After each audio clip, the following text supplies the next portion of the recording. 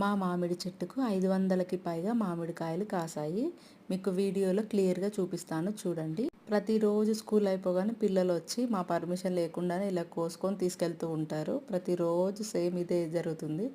మామిడికాయలు ఏమో కానీ పిల్లలు పడితే దెబ్బలు తగులుతాయనే భయం మాకెక్కువ ఉంటుంది. ఎందుకంటే మా చెట్టు రోడ్డుకుంది కాబట్టి ప్రతి ఒక్కరు కోసుకెళ్తారు.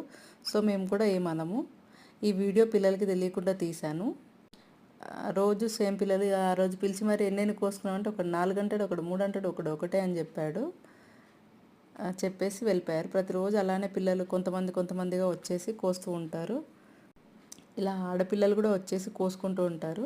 కాకపోతే పడిపోతారని మేము జాగ్రత్తలు చెప్తూ ఉంటాము. మా చెట్టు కాయలు ఎందుకు కోసుకుంటారంటే మా చెట్టు చాలా అట్రాక్టివ్గా కనిపిస్తుంది. చూడగానే గుత్తులు గుత్తులుగా 10, 10, 8, 8 అలా కనిపిస్తాయి. ఎవరికైనా చూడగానే మా చెట్టు కాయలు కోసుకొని తినాలనిపిస్తుంది. అందుకని ఈసారి మేము కూడా కోసుకుందామని చెప్పేసి కొన్ని కాయలు కోసాము. థమ్స్అప్ బాటిల్ని పడేయకుండా అలా కట్ చేసేసి చాలా ఈజీగా కోసుకునేలాగా కర్రకు కట్టేసాము.